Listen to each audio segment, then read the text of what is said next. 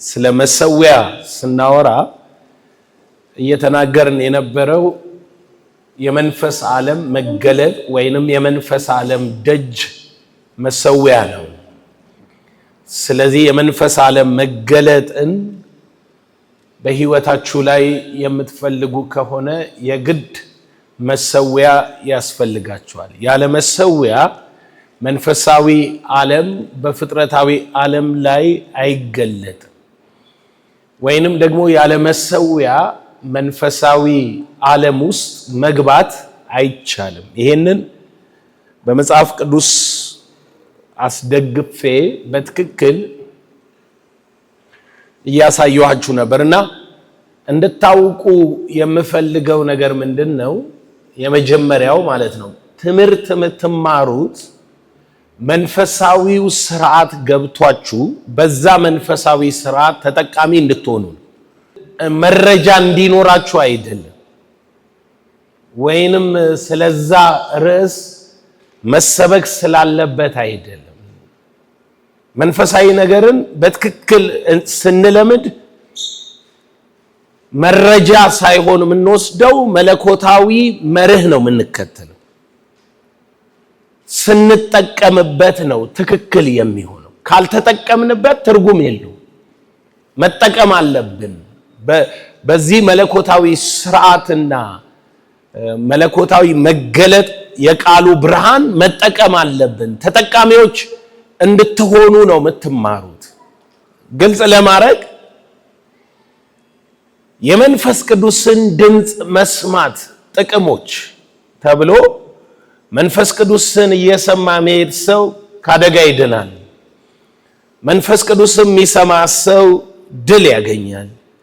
መንፈስ ቅዱስን የሚሰማ ሰው አዲስ አቅጣጫና ታምራዊ መንገድ ይገናኛል ከተባለ ቀድሜ የተናገርኳቸው ሶስት ነገሮች፣ አንደኛው ካደጋ መዳን፣ ሁለተኛ አቅጣጫ ማግኘት፣ ሶስተኛ ድል ማግኘት፣ ታምራዊ ህይወት መልመድ በህይወታችን ላይ ካላየን መንፈስ ቅዱስን መስማት ጥቅሞች የሚል መረጃ ነው የወሰድነው ማለት ነው።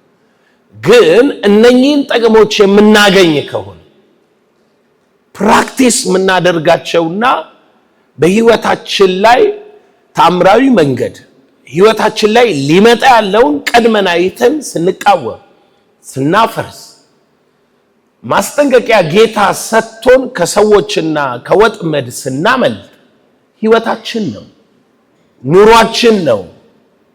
ይሄ ስብከት አይደለም። እየኖርክ ነው ያለኸው፣ እየተለማመድክ ነው ያለኸው። በእግዚአብሔር ቃል የተማርከውን እየፈጸምከው ነው ያለኸው። ስለዚህ ከስብከት የዘለለ ከቃላት ንግግር ያለፈ ነገር መለማመድ ከፈለጋችሁ የምትማሩትን ትምህርት ለህይወታችሁ የመጣ መገለጥና ብርሃን ፍሬያማነትን የሚያመጣ ጉዳይ እንደሆነ ማመን አለባችሁ። እሱን ስታምኑ ነው አክት የምታደርጉት። ያንን በምታደርጉት አክት ውጤቱን የምታዩት ማለት ነው። ስለዚህ የምናረገውን ነገር በጥንቃቄና በእውቀት ማድረግ አለብን እና ስለ መሰዊያ ተነግሮናል። የጸሎት መሰዊያህን ማደስ አለብህ። የቤተ ክርስቲያን መሰዊያህን ማደስ አለብህ። የክርስትና ህይወት ልምምድ መሰዊያን ማደስ አለብህ። መሰዊያ ዓላማው ምንድነው? መስዋዕት ማሳረግ። መስዋዕት ሳይኖር መሰዊያ እያልን ብናወራ መስዋዕት የሚባለው ነገር ነው ነገሩን የሚቀድሰውና የሚያርገው የሚወጣው። መስዋዕት በሌለበት መሰዊያ ትርጉም የለውም። መሰዊያ ሰራ ብሎ ከዛ በኋላ በላዩም ሰዋበት ይላል። ከዛ ያ መሰዊያ ረጅም ዓመት ሳይሰዋበት ይቆይና አንድ ንጉስ ደግሞ ሲነሳ መሰዊያውን አደሰ ሲል ትርጓሜው መስዋዕት ማቅረብ ምን አለ ሰውየው ጀመረ ማለት። ለድንገትም ለ100 ዓመት መሰዊያው ላይ መስዋዕት ስላልቀረበ የመስዋዕት ስርዓት ስላልተከተሉ ነው 100 ዓመት መሰዊያው እንደ ኖርማል ዕቃ አይሆንም። ታደሰ፣ ተቀደሰ። ልክ አባቶቹ እንዳደረጉት እሱም መስዋዕትን አቀረበ ሲል ልክ መስዋዕቱ መቅረብ ሲጀምር አንድ ነገር ገባ ማለት ነው። መሰዊያው ታደሰ። መሰዊያው እንደገና ቢውልድ አፕ አረገ፣ እንደገና ታነጸ ማለት ነው። ስለዚህ ያለ መስዋዕት አይሆንም። መስዋዕት ይፈልጋል ማለት ነው።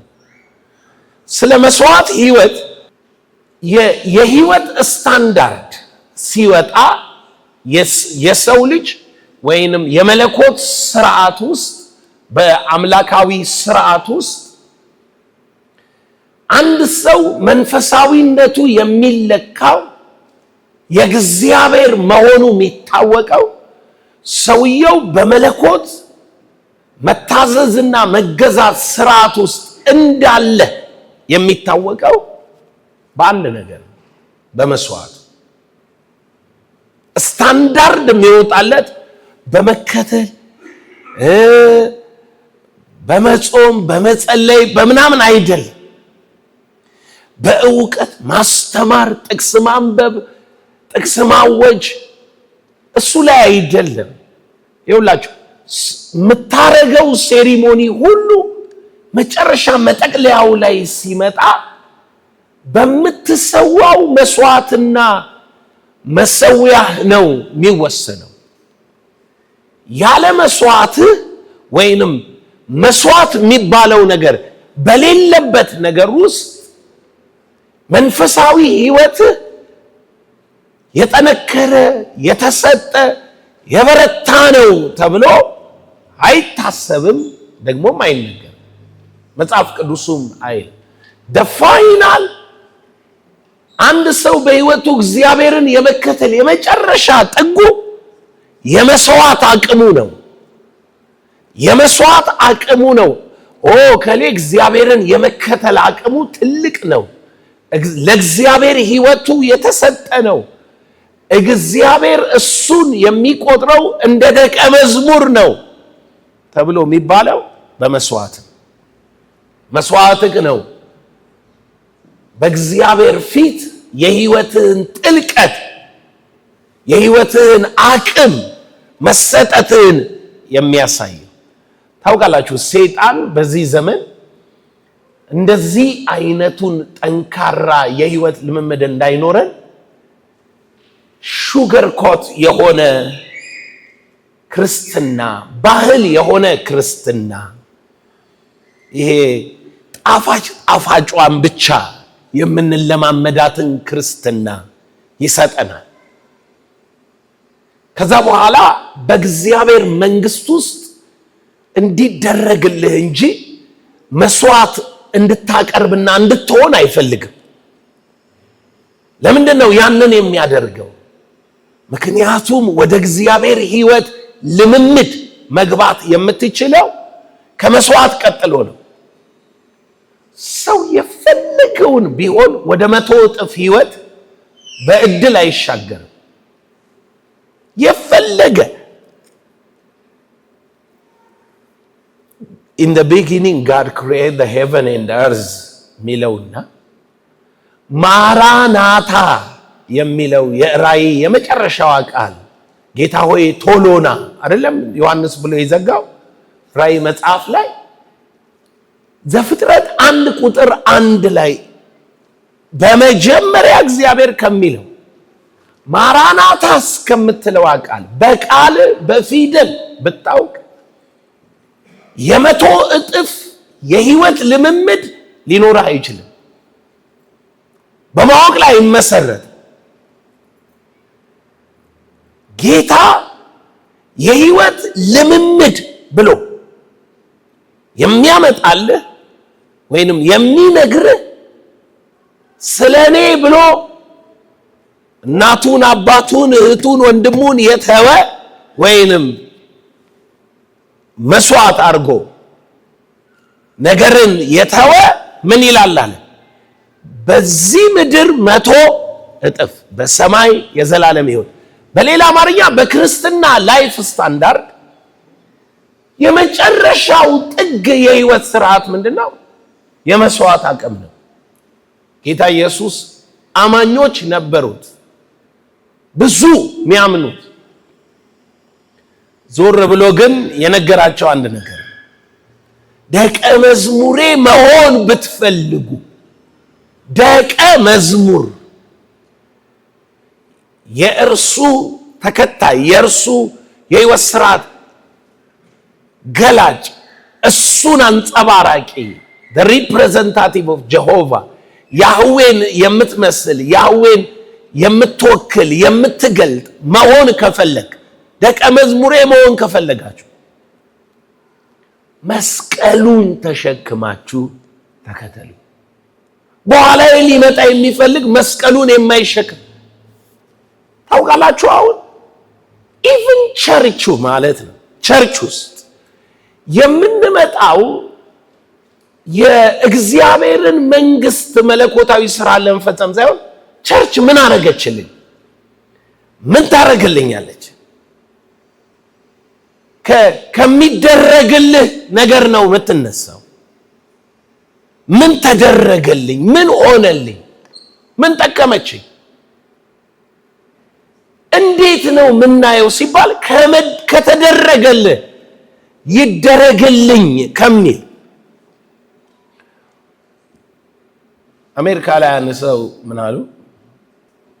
አገሬ ለኔ ምን አረገችልኝ ከማለት በፊት እኔ ለአገሬ ምን አረኩላት ማለት ይጠበቅብሃል። አገሬ ለኔ ምን አረገች ምን ተመጠቀም አለልኝ? ኖ በዛ ጉዳይ ላይ የመሰጠት አቅም የሚታወቀው በመስዋዕት ነው፣ በምትከፍለው ዋጋ ነው። ለአንድ ዓላማ ለዛ ዓላማ የተለየክ የተሰጠክ ሰው እንደሆንክ የሚታወቀው ለዛ ዓላማ ስትሰዋ ነው። ሰዎች መሳሪያ ይዘው ሰዎች ቦምብ ላያቸው ላይ ጠምደው ዓላማው እኮ ነው እንደሱ የሚያረጋቸው እንደሚሞቱ ያወቁ በህይወት ዋጋ የሚከፍሉት ምንድነው? መስዋዕት ሆነው ራሳቸው የሚሰጡት ለዛ ነገር የመሰጠታቸው ጥግ ነው እኮ። የነገር ሁሉ ጥግ መስዋዕት ነው። ዛሬ አንድ ሰው ነው እያነበብን የምንመጣው። ከዛ በኋላ ኢየሱስ ጋር እንመጣና ደግሞ ይሄንን የጌታ ራት እንወስዳለን ማለት ነው። ጌታ በአጋጣሚ አላዳነህ፣ በመስዋዕት ነው ያዳነ፣ በደሙ ነው ያዳነ። ኢየሱስ በመስበክ አልጨረሰም፣ በማስተማር አልጨረሰም፣ በመፈወስ አልጨረሰም። ለአንተ ሲሰጥ መጨረሻ ላይ ፋይናል ራሱን ሰጠ። ፋይናል ማለት የአብርሃምን ህይወት በስቴጅ አምጥተን መጨረሻ ላይ እግዚአብሔር የመጨረሻ ዲማንዱ የመጨረሻ አብርሃምን የጠየቀው ምንድነው የሚለውን እናያለን። አብርሃምን ነው ዛሬ የምናየው ዘፍጥረት 11 ላይ። ሁላችንም የምናውቀው ዘፍጥረት 12 ጀምሮ አብርሃም እንዳለ ነው። ግን ዘፍጥረት 11 ላይ ነው ታሪኩ የሚጀምረው። ሐዋርያት ሥራ ምዕራፍ 7 ላይ 15 ዓመት ከተጠራበት እንደዘገየ ይናገራል መጽሐፍ ቅዱሳችን። ዘፍጥረት 11 ላይ ከቁጥር 27 ጀምሮ የአብርሃምን ታሪክ ይጀምራል። የታራን ትውልድ ይህ ነው። ታራንም አብርሃምንና ናኮርን ሃርሜን ወለደ። ሃራንም ሎጥን ወለደ። ሃራንም በተወለደበት አገር በከለዳውያን ኡር በአባቱ በታራን ፊት ሞተ። አብርሃምና ናኮርም ሚስቶቹም አገቡ። የአብርሃም ሚስትም ስሟ ሶራ ነው። የናኮርም ሚስት ሶራም መካን ነበረች፣ ልጅም አልነበራችም። እግዚአብሔር ከከለዳውያን ኡር ውጡ ወደ ካራን መጡ። ከከለዳውያን ኡር ወጡ፣ ወደ ካራን መጡ። ከዚያም ተቀመጡ። የታራን ዕድሜም 250 ዓመት ሆነ። ታራንም በካራን ሞተ ይላል። ይሄ ቃል የሚያሳየው የአብርሃምን ጥሪ ብቻ ሳይሆን በሐዋርያት ሥራ ምዕራፍ 7 መሰረት 15 ዓመት ዘግይቶ አብርሃም በአባቱ ምክንያት እንዲህ ይላል ምዕራፍ 7 ቁጥር 3 ከአገር ከዘመዶች ወጥተህ ወደማሳይ ወደ ማንኛውም ምድርና አለው። በዚያን ጊዜም ከከለዳውያን አገር ወጥቶ በካራን ተቀመጠ። እግዚአብሔር ጠራው አብርሃምን። አብርሃም ግን የት ተቀመጠ? በካራን ተቀመጠ። በዚያን ጊዜ ከከለዳውያን አገር ወጥቶ በካራን ተቀመጠ። ከዚያም በአባቱ ከሞተ በኋላ እናንተ ዛሬ ወደምትኖሩባት ወደዚች አገር አወጣሁ አለ። አባቱ ከሞተ በኋላ ያንን ታሪክ ምዕራፍ 11 ያለውን ታሪክ ነው የሚነግራችሁ። እኔ ምዕራፍ 11 ላይ ያለውን ታሪክ የምነግራችሁ ለምንድን ነው ሲባል የአብርሃም ሕይወት የተመሰረተው በእያንዳንዱ ስቴጅ መስዋዕት ላይ ነው የሚመሰረተው። አብርሃምን እግዚአብሔር ከጠራው ጊዜ ጀምሮ ስቴጅ ባይ ስቴጅ ነው እየወጣ የሚሄደው ማለት ነው። የመጀመሪያው ስቴጅ እግዚአብሔር አብርሃምን ሲጠራው ከአባቱ ጋር ነው የወጣው። ታስታውሳላችሁ? ከአባቱ ጋር ወጣ። ከዛ በኋላ መጽሐፍ ምን ይላል? 15 ዓመት ተቀመጠ በካራን። አባቱ ከሞተ በኋላ እንደገና እግዚአብሔር ተገለጠለትና ከሀገር ከዘመዶች ሁሉ ተለይተ ውጣ ነው ያልኩ። ኦኬ፣ ወዴት እንደሚሄድ ሳያውቅ በእምነት ታዘዘ ይላል። ደስ ይላል። እየባረኩ ባረካለሁ፣ እያበዛው አበዛሃለሁ፣ ለበረከት ሁን፣ አሕዛብ ባንተ ይባረካሉ። ይህንን ተስፋ የሰማ ሰው ወደ በረከት እንደሚሄድ ነው የምናስበው። ነገር ግን አብሮት ብዙ ጉዳይ ተከትሎት ይወጣል ማለት ነው።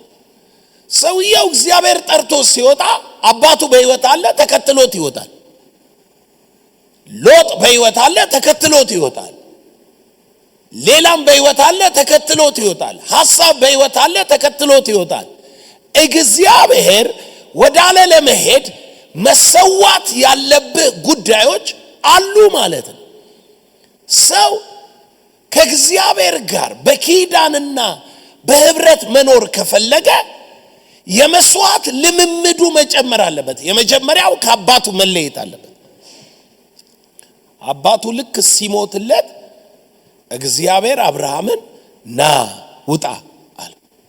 ወጣ። አሁን አባቱ የለም፣ እናቱ የለችም፣ ዘመዶቹ የሉም። ሎጥ ብቻ ሲቀር ሎጥን ይዞ የመጀመሪያውን ስቴጅ ወጣ ማለት ነው። ምን ይገባችኋል?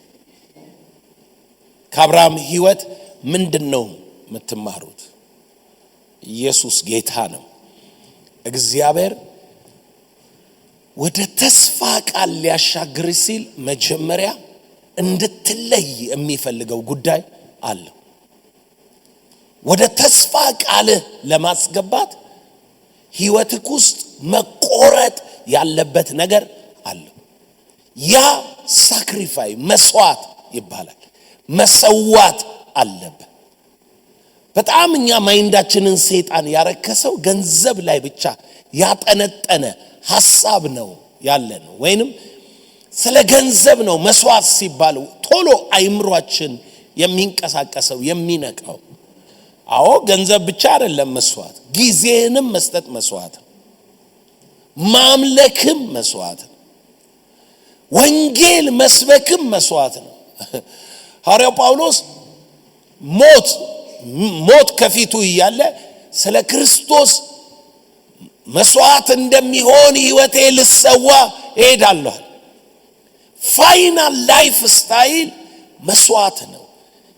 በጣም በሕይወታችሁ የመስዋዕትን ሕይወት ማክበር አለባችሁ፣ መለማመድ አለባችሁ። የመስዋዕት ሕይወት የክርስትና አልቲሜት ወይንም የክርስትና የመጨረሻ የአንድ ሰው የመሰጠቱ ጥግ ነው። የመስዋዕት ሕይወት እየለመደ ያለ ሰው እርግጠኛ ሆነ የምታየው በሕይወቱ ላይ አዲስ ምዕራፍ እየከፈተ ነው። ምክንያቱም መስዋዕት ካለ ሚነሳ አዲስ ዘር አለ ማለት ነው። አዲስ ምዕራፍ እና አብርሃም ልክ ከአባቱ ተለይቶ ሲወጣ he became a father አባት ሆነ። በእርሱ ሕይወት አዲስ ምዕራፍ። ለምሳሌ እስራኤል ብለን ምንድነው የምንለው? የአብርሃም የይስሐቅ የያዕቆብ አይደለም እንላለን። የካራን እንላለን። ታራን ይጠራል? የአብርሃም አባት ይጠራል? አይጠራም። ወደ አዲሱ ምዕራፍ አብርሃም የገባው አዲስ የሕይወት ስርዓትን የተገናኘው ቆርጦ ከናት ከአባት ከዘመዶች ተለይተ ውጣ ስለተባለ ነው። ሳክሪፋይስ ስታረግ ነው ላይፍ ወደ ሌላ ምዕራፍ የሚያድገው፣ ወደ ሌላ ምዕራፍ የሚሻገረው። ሳክሪፋይ ካላረግ ሕይወት ወደ ሌላኛው ምዕራፍ አይገባም፣ አይመጣም። እንሂድ፣ አብርሃምን እያየ ነው። እንቀጥል። ምዕራፍ 13 ምዕራፍ 12 የአዲስ ክብር ጅማሬ ሆነለት ከአባቱ ቤት ተለይቶ ሲወጣ። ምዕራፍ 13 ታውቃላችሁ። ምዕራፍ 12 ላይ ያው ወደ ግብጽ ሄዶ ታሪኩን ታውቃላችሁ። የገጠመውን ነገር በዚያ እንዴት እንደሆነ ወዴት እንደሚሄድ ስለማያውቅ በራብ ጊዜ ሄደ።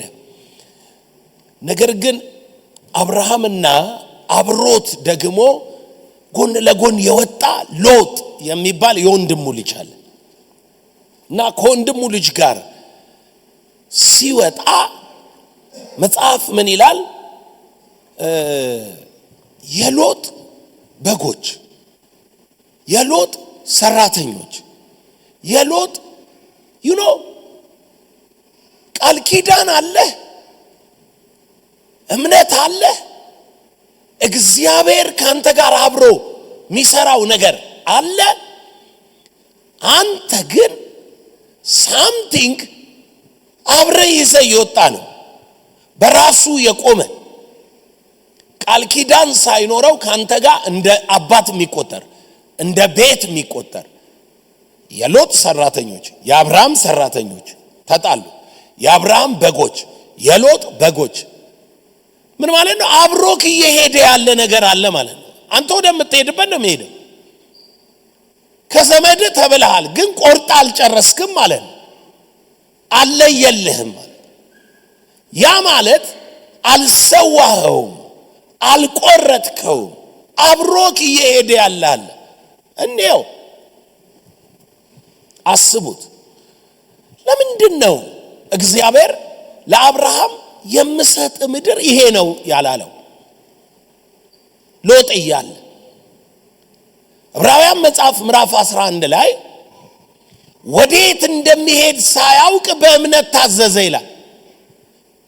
አብርሃም በእምነት ነው የወጣው።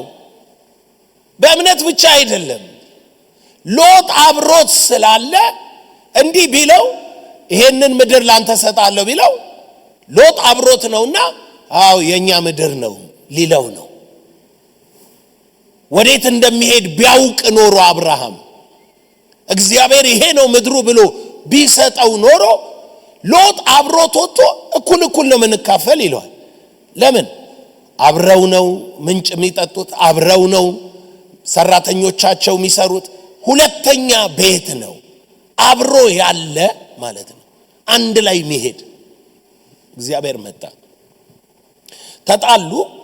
ከዛ በኋላ አብርሃምና ሎጥ ተለያዩ። አብርሃም እንዲህ አለው፣ አንተ ወደ ቀኝ ብትሄድ እኔ ወደ ግራ ሄዳለሁ፣ አንተ ወደ ፊት ብትሄድ እኔ ወደ ኋላ ሄዳለሁ፣ ምረጥ አለው። ሎጥ አይኑን አንስቶ ሰዶምና ገሞራን አየ፣ የምድር ገነት የምትመስለውን ይላል። አስተውላችሁ ተመልከቱ። አሁን ሊመጣ ነው። አብርሃም ሎጥን ቆረጠው፣ ለየው። ልክ ሲለየው አዲስ ምዕራፍ ደግሞ ተጀመረ። ቁጥር 14 ሎጥ ከተለየው በኋላ እግዚአብሔር አብርሃምን አለው፣ ዓይንህን አንሳና አንተ ካለህበት ስፍራ ወደ ሰሜን፣ ወደ ደቡብ፣ ወደ ምስራቅ፣ ወደ ምዕራብ እይ። የምታየውን ምድር ሁሉ ላንተና ለዘርህ። ቃል ኪዳናችሁ ውስጥ የምትገቡት መስዋዕታችሁ ሲለየው ነው፣ ስትቆርጡ ነው። አብረህ እየታከክ የሄድክ አብረህ በነገሮች ላይ ኮምፕሮማይዝ እያደረግ ሳትጨክን፣ ሳትቆርጥ፣ ሳትወስን አዲስ ምዕራፍ በሕይወት አይከፈትም። ይህንን እውነት ነው የምነግራችሁ። ይኸውላችሁ መጀመሪያ ከአባቱ ሲለይ አባት ሆነ። ለአሕዛብ አባት አረጋለሁ፣ አባት ሆነ ከአባቱ ሲለይ። ሁለተኛ ሎጥን ይዞ ወጥቶ ስለነበር ይሄ ነው ምድሩ አልተባለም። በእምነት ታዞ ወጣ። ግብፅ ሄደ፣ ወደዚህ መጣ። አብርሃም አብሮት ያለ ነገር ስላለ አብሮት ሊካፈለው ነው ማለት ነው። እግዚአብሔር ክብሩን ለሌላ አሳልፎ አይሰጥም። እግዚአብሔር አብሮት ምንድነው የሚለው? ስለማን ነው? ስለ አራቱ ዘሮች ሲናገር አራቱ ዘሮች መንገድ ዳር የወደቀው ወፍ በላው፣ ጭንጫ ላይ የወደቀው ደረቀ፣ ሶስተኛው እሾ ምኞት አብሮት ምን አለ በቀለ። እንዲቆረጥ ይፈለጋል ማለት ነው። ምኞት ሲኖር አብሮት የሚበቅል ነገር ሲኖር እግዚአብሔር 100 ታፈራለህ 50 ታፈራለህ አይልም። ወደ ፍሬ የሚያስገባ ምኞት ምናምንን ምን ሲለው ነው? ሲቆርጠው ነው ማለት ነው። ወደ ፍሬያማነት የምትገባው። መልካም መሬት ላይ የወደቀው ግን 30 60 100 አፈራ ይላል። ለምንድን ነው? ያኛው አድጓል በቅሏል፣ ግን እንዳያፈራ አነቀው ይላል። አብሮት የበቀለ ነገር ስላለ፣ አብሮት ያደገ ነገር ስላለ የመስዋዕት ህይወት መልመድ አለብን። የመጨከን ህይወት መሻገር አለብን። አክት ማድረግ አለብን። ህይወታችሁ ላይ አዲስ ምዕራፍ የምትፈልጉ ከሆነ አዲስ ምዕራፍ ሁሉ ጊዜ ከመስዋዕት ነው የሚጀምረው። ሳትሰዋ ወደ አዲስ ምዕራፍ አትገባ። በጣም የሚጸልዩ የሚጾሙ ሰዎች አሉ። መስዋዕት ግን አልተለማመዱ፣ ስስታም ናቸው። እግዚአብሔር ይሄንን ቁረጥ ይሄን አርግ የሚለውን አያረጉ። የለኝም ብለው ነው የሚያስቡት። ይፈራሉ። መስዋዕት ላይ የለኝም እኮ የሚባል የለም። አንድያ ልጅህን ነው ብዙ ያለህ ነገር ሁሉ ሳይቆጠር ማለት ነው። የመስዋዕት ህይወት የሚጠይቀው ዋጋ ነው። ዋጋ ነው። የመስዋዕት ህይወት ዋጋ ይጠይቃል። ምዕራፍ 13 ልክ ሎጥ ሲለየው እግዚአብሔር ዓይንህን አንሳና ተመልከት። ይገርማል። ድንገት ሎጥ ወደ ምዕራብ ሄዶ ይሆናል። እግዚአብሔር ከሎጥ በኋላ እሱ ምዕራብ መርጧል ላንተ ምስራቅ አላለም። ኖ የለበትም። ማን ነው ስሙ? ሎጥ የለበትም። ከሎጥ በኋላ እግዚአብሔር አንተና ሎጥ ዲል ያረጋችሁት አንተ ወደ ግራ ከሄድ ከኔ ወደ ቀኝ ነኝ ተባባላችሁ። ስለዚህ ከዚህ ጀምሮ አያውቀውም ሎጥን። ከሎጥ ጋር እግዚአብሔር ዲል የለው። ሎጥ ወደዚህ ሄዶ ቢሆንም እግዚአብሔር መጥቶ ምንድነው ያለው ለአብርሃም? ወደ ቀኝ፣ ወደ ግራ፣ ወደ ፊት፣ ወደ ኋላ፣ ወደ ሰሜን፣ ወደ ደቡብ፣ ወደ ምስራቅ፣ ወደ ምዕራብ ያየኸው ሁሉ ያንተ ነው። ጉዳዩ ቆርጠህ ብቻን መቆምህን ነው እግዚአብሔር የሚፈልገው እንጂ እግዚአብሔር ከሎጥ ጋር ተደራድረ እንደሱማ ቢሆን ቀድሞ አሳይቶ ግማሹን ለሱ ስጠው ይል ነበር በቀኝ በኩል። አሁን ግን እንደሱ አይደለም። አንተ ነህ የኪዳን ሰው። ወደ ኪዳን ነፃነት መግባት ከፈለክ መስዋዕት ያስፈልጋል። መጋረጃ የሆነብህን ነገር ቁረጠው። አይደለም መስዋዕት ላይ እኮ አሁን አይ የምትከፈለን ገንዘብ ትንሽ ናት፣ አይ ምን እዛ ቸርች እኮ ምን እንትን አለው ክርስትና እንዴ ምን ክርስትና አምጡ ብቻ ነው የሚባለው እንዴ?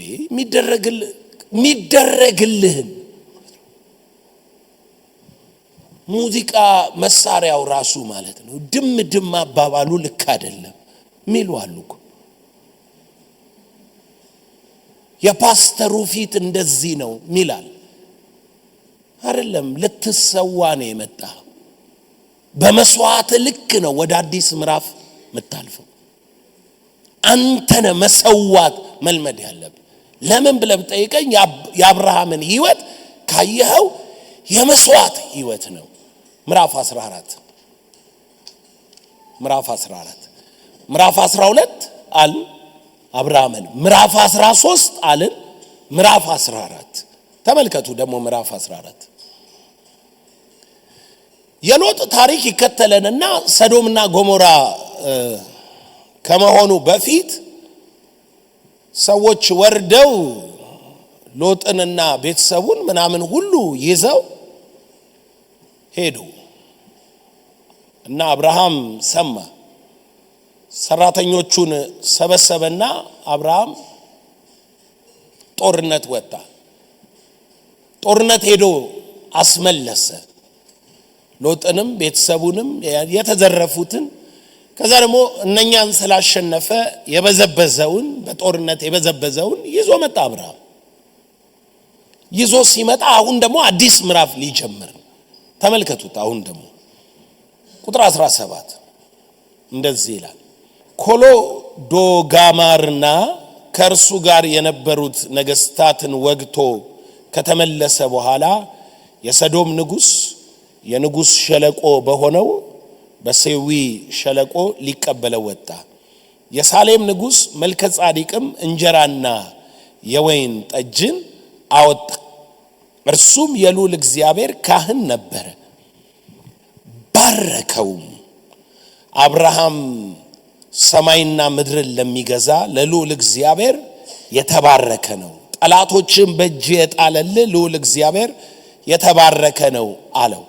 አብርሃምም ከሁሉ አስራት ሰጠው። ከሁሉ አስራት ሰጠው ነው የመስዋዕት ህይወት። አብርሃም ሄደ፣ ድል አረገ፣ አሸነፈ፣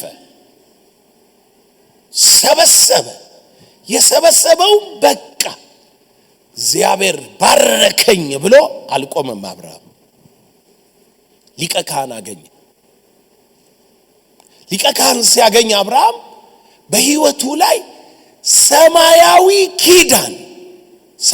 ኪዳን ነው የምላችሁ፣ የበረከት ቃል መለቀቅ እንዲሆንለት አስራት አወጣ። አሁን አይኑ ላልተከፈተ ሰው አይታየውም።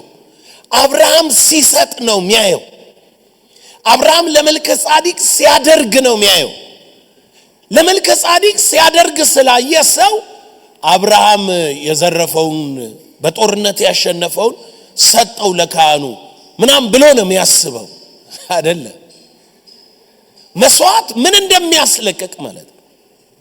ይሄ ሰውዬ የተስፋ ቃል አለው።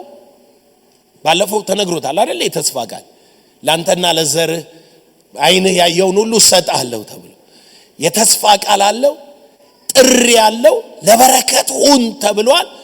ውስጡ ያለው ፖቴንሻል ወደ መለቀቅ አልመጣም። ውስጡ ያለው ኪዳን ወደ መለቀቅ አልመጣም። አለው እኮ ኪዳን፣ ተስፋ ቃል አለው። እግዚአብሔር ባርኮታል፣ ኪዳን ሰጥቶታል፣ ግን አልተለቀቀም። ልክ እዚህ ጋር አስራቱን ሲያወጣ አብርሃም ጳውሎስ ምን ብሎ ተናገረ? ዕብራውያን 7 ላይ የተስፋ ቃል ያለውን መልከ ጻዲቅ ምን ብሎታል? ባርኮታል። ትንሹ በትልቁ እንዲባረክ ክርክር የለውም አለ። አብርሃምን ወደ ተስፋ ቃሉ የለቀቀው እዚህ ጋር ያለው የመልከ ጻዲቅ በረከት ነው። ባረከው። የተስፋ ቃል አለ። ያለ መስዋዕት የተስፋ ቃል ቁስ ድርግም ብለ አገባም።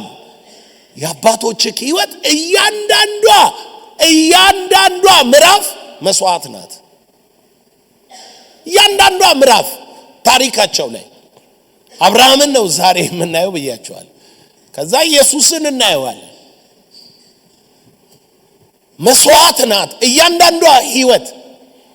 ይሄ ሰውዬ ወደ ተስፋው ቃል ወደ ተተነበየለት በመለኮት ኪዳን ወደ ተያዘበት እንዴት ነው ሪሊዝ የተደረገው የተለቀቀው የገባው? መጽሐፍ ሲናገር አስራቱን አወጣ ይላል። ልክ አስራቱን ሲያወጣ መልከ ጻዲቅ ባረከው፣ ተለቀቀ። he blessed ሃሌሉያ። አብርሃም ከሰው ጋር አይደለም ዲሌ አለ። እጄን ወደ ሰማይ አንስቻለሁና ከሰው ማንም ባለጠጋ አያደርገኝም። ኪዳናችሁን ወቁ። ሰማይ ነው ከናንተ ጋር እየሰራ ያለ። የሰማይ ኪዳን ነው ያላችሁ እና መስዋዕታችሁ ያሻግራችኋል ወደዚህ ኪዳን። ያለ መስዋዕት ወደዚህ ኪዳንና የሕይወት ክብር አትገቡም። ምዕራፍ 15 ደግሞ እንመልከት። ምዕራፍ 15 ደግሞ ሲጀምር አብርሃም ወደ ተስፋው ቃል ወደ ሆነው ወደ ዘር ልቡ አዘንብሏል። አሁን ሀብት አለው አብርሃም ታውቃላችሁ። ምዕራፍ 14 ላይ በዝብዟል፣ ሀብት አለው። ምዕራፍ 12 ላይ ከግብጽ ሲወጣ ብዙ ቸርነት ተደርጎለታል። ሀብት አለው አብርሃም። ነገር ግን ሀብቱን እያየ አብርሃም አንድ ነገር ይቆጨዋል። ውስጡ የሚቆጨው ነገር አለ። ኤሌዘር ነው የሚወርሰኝ ይላል። ባሪያ እቤቴ ለምን ዘር አልሰጠኝም ይላል እግዚአብሔርን። ዘር አልሰጠኝም፣ በዘር ብለኛል፣ ግን የለኝም ዘር። አሕዛብ ይባረካሉ ብላል። ሰውየው ውስጡ የሚቆጨው ነገር አለ እና እግዚአብሔር መጣ። እንደምታውቁት አብርሃም ምን ሆነ? እግዚአብሔር ተገለጠለት፣ ጥያቄ ጠየቀ አብርሃም። እግዚአብሔር ዘር አልሰጠኸኝም፣ ይሄ ኤሌዘር ነው የሚወርሰኝ፣ እቤቴ ሰራተኛ የሆነው ልጅ የለኝም። እግዚአብሔር አብርሃምን ናውጣ አለውና እምነት አሳየው። የሰማይን ከዋክብት ያለ ዘር እንደዚህ ይሆናል። ፕሮፌሲ መጣለት ማለት ነው። አብርሃምን አይኑን አንስቶ እግዚአብሔር በሱ ዘንድ ያለውን አሳየው። ምዕራፍ 14 ላይ ያለው እግዚአብሔር ነው እንዳትረሱ። ምዕራፍ 13 ላይ የተናገረው ዘሴም እግዚአብሔር ነው። ለምንድነው ሌላ ምዕራፍ የሚያስፈልገው? ለምንድነው በአብርሃም ሕይወት ውስጥ ሌላ ደረጃ የሚያስፈልገው? ሕይወታችሁ እንዴ በአንድ ቀን አይደለም ወደ ሙሉነት የምትደርሱት። እያደጋችሁ ነው የምትሄዱት። እድገታችሁ ደጆች የሚከፈቱት ደግሞ መሰዊያ ደጅ ነው ብለናል። ሕይወታቸው በመስዋዕት የተሞሉ ሰዎች ወደ አዲስ የቅባት ምዕራፍ ይገባሉ። የገቡበት ምዕራፍ ላይ የተወሰነ መንገድ ይሄዳል። ያ የገቡበት አትሞስፌርና ሕይወት እላያቸው ላይ ይገለጣል። ሌላ ምዕራፍ ምትፈልግ ሰውና ምታምን ሰው ከሆንክ መሰዊያ ደጅ ይከፍታል። ደጅ ነው አላለም እንዴ? ራሱ መሰዊያ የመንፈስ ዓለም ምንድነው? ደጅ ነው። አንድ አይነት የሕይወት ልምምድ ካለ ወደ መስዋዕት ብትመለስ ነው የሚሻልክ። እኔ ከአፖስትል ጋር ስሰራ 20 ዓመት ሆኖኛል ብለህ 20 ዓመት አንድ አይነት ስርዓት ከሆነ የመስዋዕት ስርዓትን ማስተካከል አለብህ። ለምን 20 ዓመት ሄደ አንድ አይነት ከሆነብህ አዲስ ምዕራፍ ያልጀመርከው ደጁ ስላልተከፈተ ነው። ደጅ ከተከፈተ ሌላ ምን አለ? ክብር አለ ማለት ነው። ክብር አለ ማለት ነው። ሌላ ምዕራፍ አለ ማለት ነው። ሰው ሌላ ምዕራፍ ከፈለገ ልክ እንደ አብርሃም መሰዊያ መክፈት አለበት። መሰዋት አለበት። ሌላ አዲስ ምዕራፍ ወገኖቼ ምዕራፍ 15 ላይ አብርሃም እግዚአብሔር ዓይንህን አንሳና ተመልከት ብሎ ተናግሮት ላንተና ለዘርህ እሰጣለሁ ይሄ ምድር ሲለው አብርሃም በጣም አስገራሚ ለኛ የሚሆን ጥያቄ ጠየቀ። በምን አውቃለሁ አለ። በምን አውቃለሁ ይሄ ያልከኝን እንደምታረግልኝ በምን አውቃለሁ? ምዕራፍ 15 ቁጥር 8 አቤቱ እግዚአብሔር ሆይ እንደ ወርሳት በምን አውቃለሁ አለ። እንደ ወርሳት ያልከኝ ነገር እንደሚሆን በምን አውቃለሁ አለ። ስሙም እንደሚል እርሱም የ3 ዓመት ጊደር፣ የ3 ዓመት ፍየል፣ የ3 ዓመት በግ፣ ዋኖስም ርግብም ያዝልኝ አለው። እነዚህን ሁሉ ወስደህ በሁለት ክፈላቸው፣ የተከፈሉትንም በየወገኑ ትይዩ አድርጋቸው፣ ወፉን ግን አትክፈለው። አሞራዎችም በስጋው ላይ ወረዱ ይላል። ሰማችሁት? ምን አለ? በምን አውቃለሁ ሲል እግዚአብሔር አምጣልኝ አለው። ምን? መስዋዕት አምጣል። የክርስትና ምዕራፍ ነው።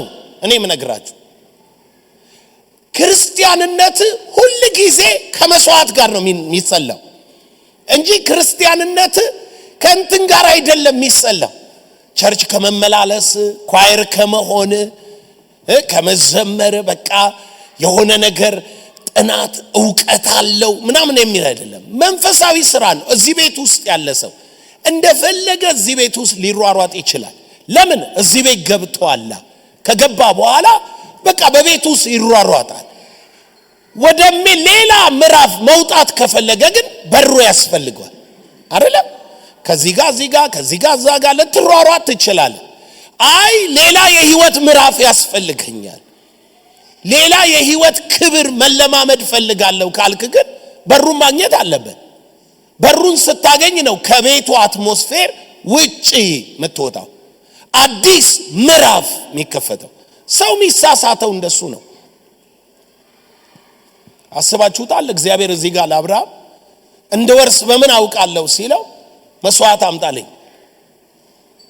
ከዛ እግዚአብሔር ለአብርሃም ኪዳን ገባለት። የኪዳን አቅሙ የኪዳን ስርዓቱ ምንድነው ከተባለ መስዋዕት ነው ማለት ነው። መስዋዕት ነው። አብርሃምን ምዕራፍ 16 ላይ መቼም አናገኘው አይደል? ምዕራፍ 16 የእስማኤል ምዕራፍ ነው። የእስማኤል ምዕራፍ አብርሃምን ወደ ኋላ እንጂ ወደፊት አልጎተተው፣ ወደ ኋላ ነው የጎተተው። ምዕራፍ 17 ግን መጣ። ምዕራፍ 17 እግዚአብሔር ለአብርሃም ተገለጠለት።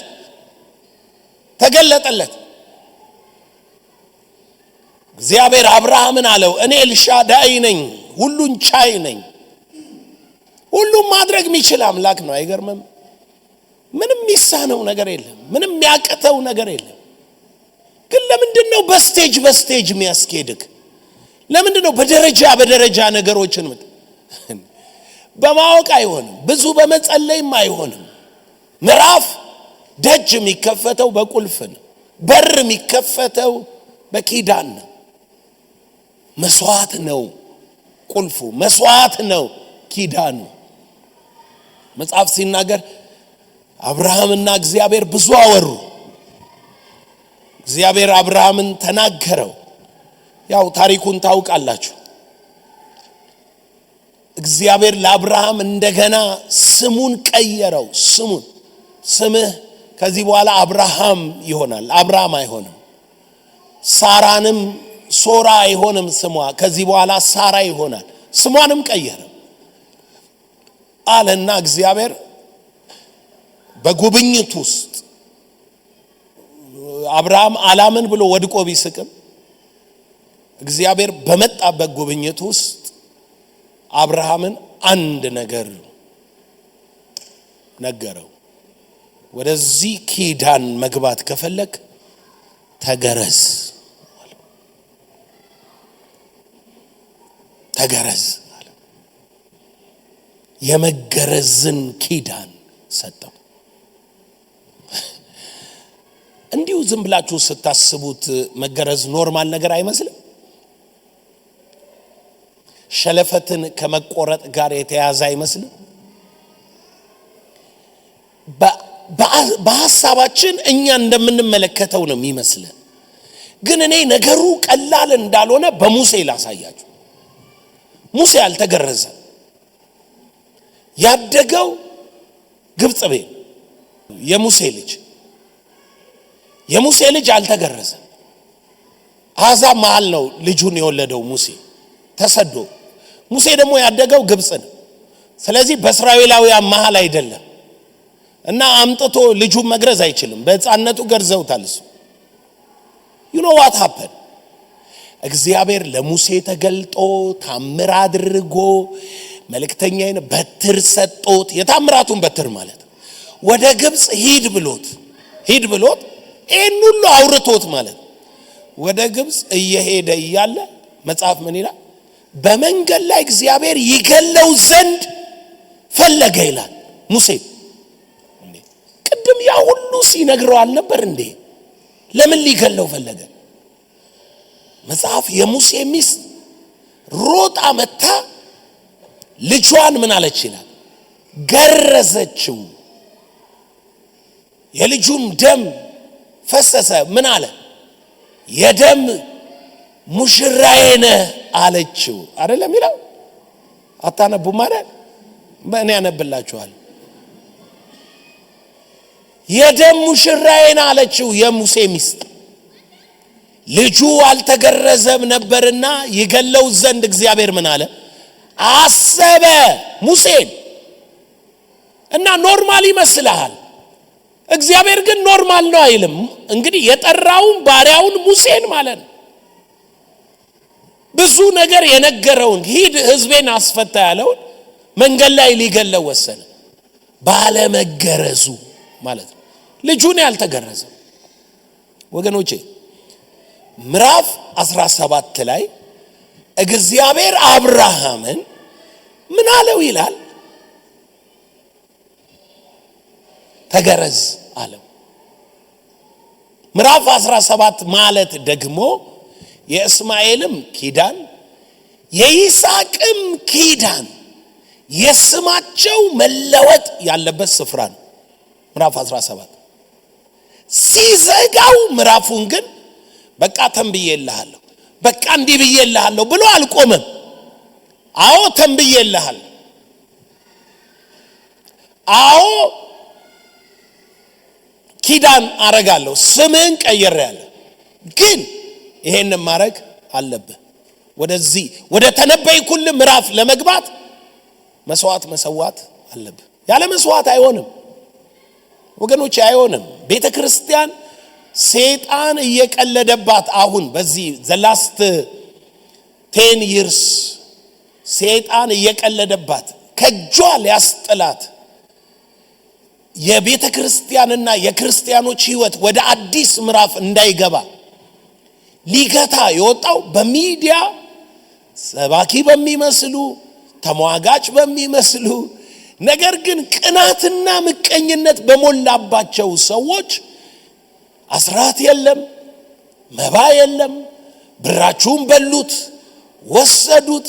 እንዴ ሲጀመር ድሮስ የነበሩ አባቶች ለእግዚአብሔር ባለፈው ተናግሬያለሁ አይደል? ብልጦነ ያንተን ውሰድ የኔን መሬት ላይ ጣል ልትል ነው። አባቶች በመስዋዕት ነው የተሻገሩት ከተባለ አንተም ህይወት በመስዋዕት ነው የሚሻገረው። ምንም ሌላ ታሪክ የለው። መጽሐፉ የሚለው ብቻ ነው እውነት። እና አበበ በሉት እነ ከበደ በሉት መልከ ጻዲቅ ከአብርሃም ተቀበለ። መልከ ጻዲቅ የሚባል ሰውዬ እኮ ነው። ሌዊ ከወንድሞቹ አስራት ያስወጣ ነበር። ሌዊ የሚባል ወንድማቸው እኮ ነው። ግን እነሱ ለማን ነው እየሰጡ እንዳሉ የሚያውቁት? ለማን ነው እየሰው ያሉት? መስዋዕት ብለው የሚያምኑት ለማን አረኩ ብለው ነው? ለሰውየው ነው እንዴ? ሰውየውማ ከሆነ ስጋዊ ምክንያት ሊኖርክ ይገባል። ዘመዴ ነው፣ ፓርትነሬ ነው፣ የሆነ ነገሬ ነው ማለት አለበት። ሰውየው የእግዚአብሔር መልእክተኛ ነው ካልክ ግን ሰውየው ራሱን አይደለም፣ የእግዚአብሔር መልእክተኛ ነው። እግዚአብሔርን ነው የተቀበልከው። ያደረከው የምታረገው ያረከው ለእግዚአብሔር ነው። ስለዚህ ነው ሰዎች እኩያ ይሆናሉ፣ ይጣላሉ፣ ጸበኛ ይሆናሉ። ከምን ጋር? ከሰዎች ጋር አርገውት ጉዳዩ። አይ እንደሱ አታርጉ። ህይወታችሁ ላይ ሁሉ ጊዜ ስለ እግዚአብሔር የምታረጉትን ነገር ስለ እግዚአብሔር ብላችሁ ብቻ መኑ። ያን ጊዜ እግዚአብሔርም እንደ ቃሉ ያደርግላችኋል። ምዕራፍ 18 እግዚአብሔር አብርሃም ቤት መጣ። አብርሃም ቤት መጣ ነው የሚለው መጽሐፍ። አብርሃም ቁጭ ብሎ 3 ሰዎች ተገለጡለት እና የተገለጡለት 2 መላእክና እግዚአብሔር ነው። ክርስቶስ ነው የተገለጠለት። ምክንያቱም የሰጠው የተስፋ ቃል የሚለው በዛን ጊዜ ይመጣለው።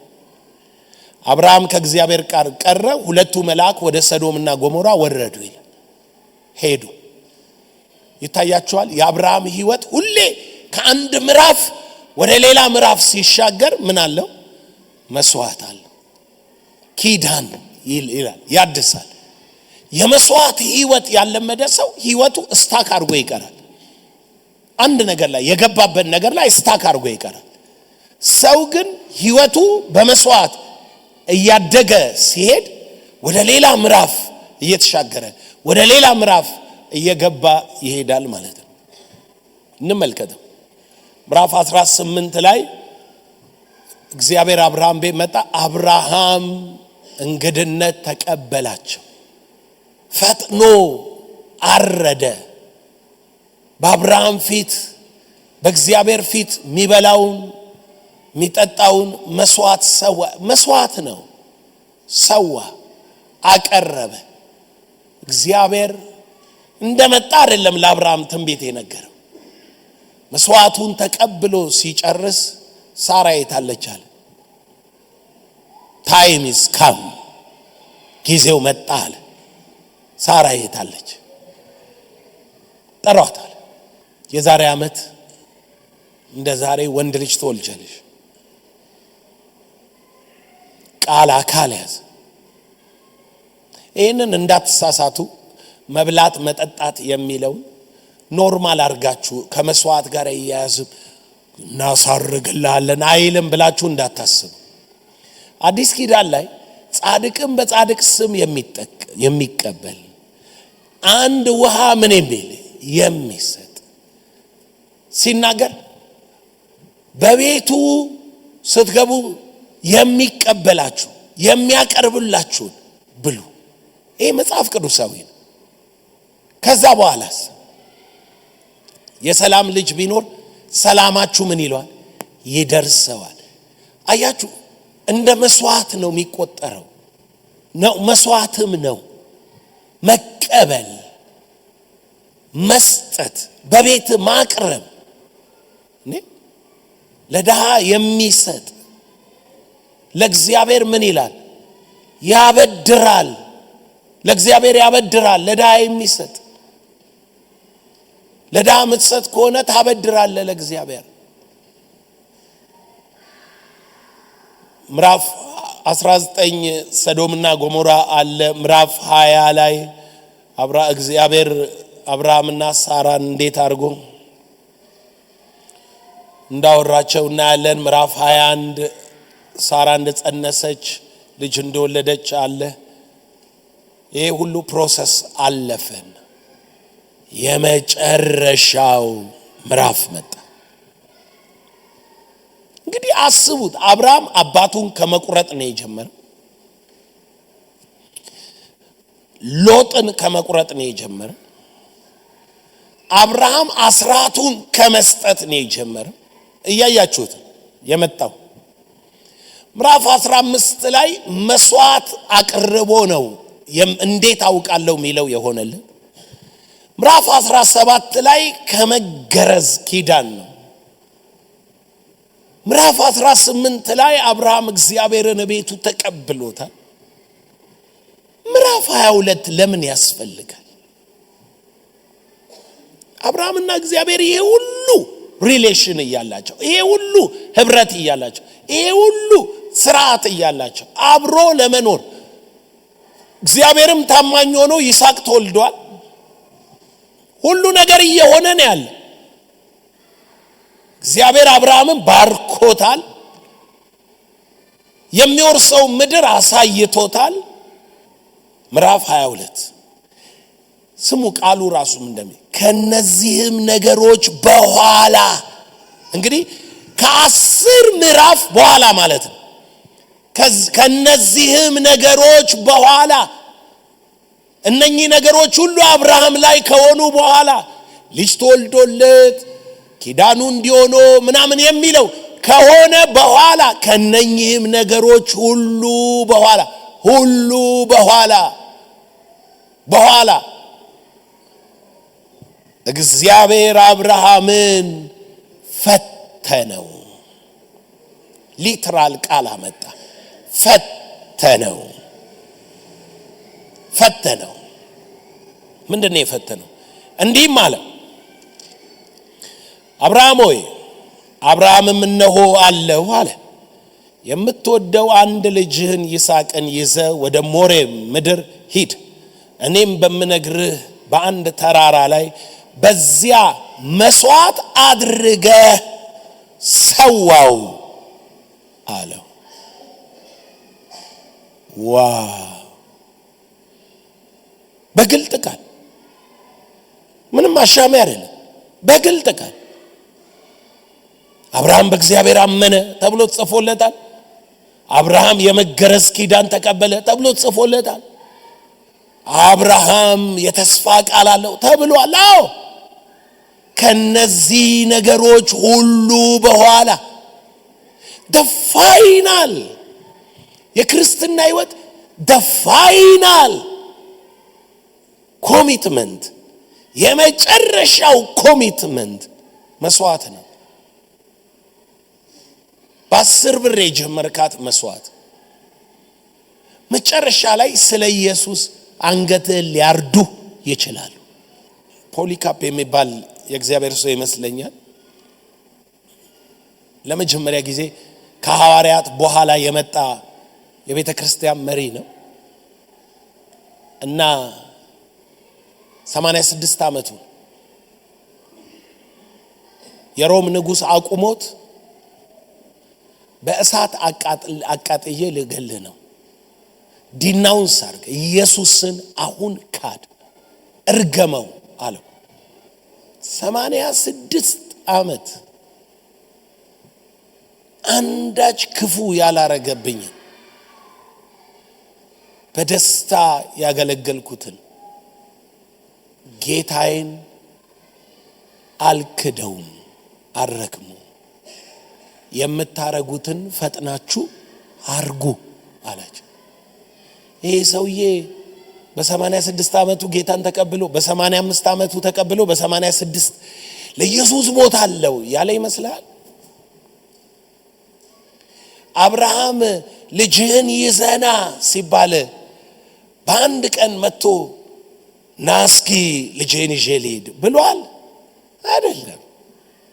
በአስራቱ ታማኝ ሲሆን፣ በመስዋዕቱ ታማኝ ሲሆን፣ በሰው ፊት ክብሩን ጥሎ ወንጌል ሲሰብክ ታማኝነቱ እየተፈተነ ማለት በህይወቱ ላይ ምዕራፎች ተገረዝ ሲለው ሲገረዝ፣ ቁስሉን ተሸክሞ ሲሻገር፣ ሎጥን በቃ ሲለው በቃ ሲል፣ ሎጥ ኖ ሞር ከኔ ጋር አትቀጥልም ሲለው እያለፈ ሲሄድ ነው አብርሃም እየተሻገረ ሲሄድ ነው መጨረሻ ላይ መስዋዕት ሲባል ይስሐቅን አይኑን ሳያሽ ቢላውን ሲያነሳ አንድ ልጅን አልከለከልከኝምና እስካሁን እኮ ገንዘቡን ነበር ኪዳኑን ነበር ዘመዱን ነበር የሆነ ነገሩን ነበር አሁን መጣና አንድ ልጅህን አልከለከልከኝምና ምን እንዳለ ታውቃላችሁ በራሴ ማልኩ ምን ማለት ነው ሁሉ ጊዜ የእውነቴን ነው የምነግራችሁ መስዋዕት ካለ የእግዚአብሔር ሪስፖንድ አለ አይደለም ሁሉ ጊዜ እኮ ነው ሎጥ ይለይ ሲባል አይንህን አንሳና ተመልከት ለመልከ ጻዲቅ አስራት አወጣ ሲባል በዘመኑ ሁሉ እጁን ወደ እግዚአብሔር አንስቷልና ከሰው ባለጠጋ የሚያደርገው የለም የሱ በረከት ማን ነው እግዚአብሔር ነው መስዋዕት አቅርብ ሲባል መስዋዕቱን ፍየሉን በጉን ወፎቹን ሲያቀርብ እግዚአብሔር ላንተና ለዘር ይሄን ምድር እሰጣለሁ ሰጥቻችኋለሁ ብሎ ማለት ሰጥቻለሁ ሁሉ ጊዜ መስዋዕት ካለ ከሰማይ መልስ አለ ምንም ጥያቄ የለው ቀጠለና አብርሃም ልጁን ለመስዋዕት ሲያቀርብ የመገረዝን ኪዳን ሲቀበል በሚቀጥለው ቀን ማን መጣ እግዚአብሔር ወደ አብርሃም ቤት መጣ የይስሐቅ ኪዳን ተጀመረ ይስሐቅ ተወለደ ይስሐቅን ለመስዋዕት ሲያቀርብ እግዚአብሔር አለ በራሴ ማልኩ ላንተ አይደለም ማለት የዘርዘር የጠላትን ደጅ ምን ይላል ይወርሳል የዘርዘር ለዘርዘር አለ እግዚአብሔር የዘርዘር የጠላትን ደጅ ይወርሳል በመሐላ ጸና እመኑኝ ወገኖቼ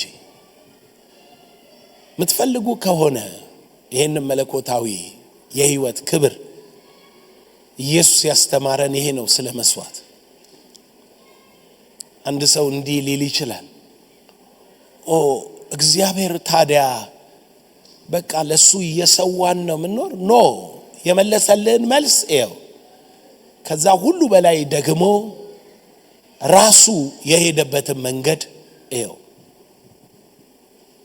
ዮሐንስ ወንጌል ምዕራፍ 6 እንዲህ አለ ቁጥር 46 አብን ያየ ማንም የለም ከእግዚአብሔር ከሆነው በቀር እርሱም አብን አይቷል እውነት እውነት እላችኋለሁ በእኔ የሚያምን የዘላለም ሕይወት አለው የሕይወት እንጀራ እኔ ነኝ አባቶቻችሁ በምድረ በዳ መና በሉ ሞቱ ሰው ከእርሱ በልቶ እንዳይሞት ከሰማይ አሁን የወረደ እንጀራ ይህ ነው ከሰማይ የወረደ ሕያው እንጀራ እኔ ነኝ ሰው ከዚህ እንጀራ ቢበላ ለዘላለም ይኖራል እኔም ስለ ዓለም ሕይወት የምሰጠው እንጀራ ስጋዬ ነው እግዚአብሔር ራሱ የምን አምላክ ነው የመስዋዕት አምላክ ነው እንዴት አድርጎ ራሱን እንደሚያቀርብዩ እንጀራ እኔ ነኝ አለ ብሉኝ አለ እግዚአብሔር ከሰማይ የላከው ለዘላለም ሕይወት የሚሆን በሌላ አማርኛ ዝቅ ብሎ ስጋዬን ያልበላ ደሜን ያልጠጣ በራሱ ሕያው መሆን አይችልም ስጋዬ እውነተኛ መብል ነው ደሜም እውነተኛ መጠጥ ነው ራሱን ነው መስዋዕት አድርጎ የሚሰጥ ራሱን ነው የሚያካፍል ከጎን ላለው ሰው አብርሃም በለው አንድያ ልጁን ለመስዋዕት ሊያቀርብ በሄደ ጊዜ በምሳሌ በግ አግኝቶ ሰዋ። እግዚአብሔር ግን አንድያ ልጁን መስዋዕት ሊያደርግ በፈቀደ ጊዜ በምሳሌ አላገኘው፣ ራሱን የሰጠው። ይገባችኋል? አብርሃም በምሳሌ ይስሐቅ አልታረደም። ይስሐቅን ሊያርድ ሲል እግዚአብሔር አንድ ልጅህን አልከለከልከኝም ብሎ በአጸጽ የተያዘ በግ አሳየ። በይስሐቅ ፋንታ አምጥቶ አረደው። እግዚአብሔር አንድያ ልጁን ሊሰዋ ሲል ግን በምሳሌ አላገኘው። ልጁን እንደ በግ ነው የሰዋው። የዓለምን ኃጢአት የሚያስወግድ የእግዚአብሔር በግ ኢየሱስ አንድያ እግዚአብሔር ልጁን ከመሰዋት በላይ ምን አድርጎ መለኮታዊ ስርዓት መስዋዕት መሆኑን ያሳየ። መለኮታዊ ስርዓት መስዋዕት ነው፣ መስዋዕት ነው። ከዚህ በላይ የለም። ልጁን ከመሰዋት በላይ መለኮታዊ ስርዓት ምንድነው ትላለህ? ራሱ እግዚአብሔር ያደረገው እኮ ነው።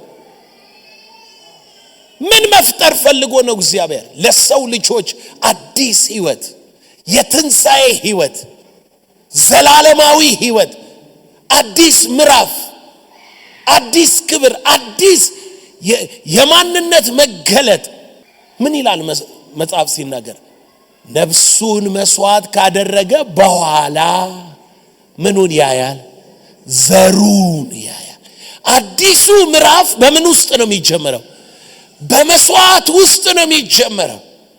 ልክ ነፍሱን መስዋዕት ካደረገ በኋላ ዘሩን ያያል። ካደረገ በኋላ መስዋዕት የሌለበት ህይወት ወደ አዲስ ምዕራፍ ምን አይልም፣ አያሻግርም። እውነት ነው የምነግራችሁ። የተደጋገመ ህይወት እየኖራችሁ ያላችሁ ነገር ሁሉ ጊዜ ስታዩት ቤታችሁ ላይ ኑሯችሁ ላይ 10 ዓመት አንድ አይነት እንዲህ ያለ የሚመላለስ በቃ ከዚህ እዛ የምትመላለስ በሩን ማግኘት ያቃተ። በሩ መሰዊያ ነው። በር መንፈሳዊ በር መሰዊያ ነው። መክፈቻው መስዋዕት ነው። በህይወት ላይ የመስዋዕት ህይወት አዲስ ምዕራፍ ይከፍታል። በጣም ምትጸልዩ፣ በጣም ምትጾሙ፣ በጣም ምትማሩ፣ በጣም ምታውቁ ሰዎች ግን ወደ መንፈሳዊ ፕራክቲስ ያልገባችሁ ሰዎች መንገዱ መሰዋት ነው። ኪዳን ገብተ ያለህን ነገር መሰዋት ነው። እኔ በራሴ ኤክስፒሪየንስ አለኝ፣ በመንፈሳዊ ልጆች ኤክስፒሪየንስ አለኝ። በህይወታቸው ላይ ሰዎች ምትሰዋው ነገር ሲኖር ነው። ገንዘብ ብቻ አይደለም የሚወራው፣ ምትጨክነው፣ ምትሰዋው መሰዋት አይደለም። መሰዋት ያልተሰዋ ያልታረደ ያልሞተ ነገር እንዴት አድርጎ ያሻግራል? አንዳንዴ ሎጥን ነው መሰዋት ያለው፣ አንዳንዴ ደግሞ ገንዘብን ነው፣ አንዳንዴ አስራትህን ነው፣ አንዳንድ ጊዜ ኪዳንህን ነው የምታደሰው። መገረዝ ነው ያለብህ። ያልተገረዘ ህዝብ ጌልጌላ አይደለም የሆነው። አይወርሱም እኮ ኢያሱ ምን አላቸው ይላል? ገረዛቸው። ከግብጽ የወጡት አልተገረዙም ነበር። አትወርስማ፣ አትገባም። መገረዝ አለብህ። የአብርሃም ህይወት ብቻ አይደለም፣ የእግዚአብሔር ልጅ የኢየሱስ ክርስቶስ መገለጥም ህይወት ይሄውና መስዋዕት ነው። ኢየሱስ ጌታ ነው።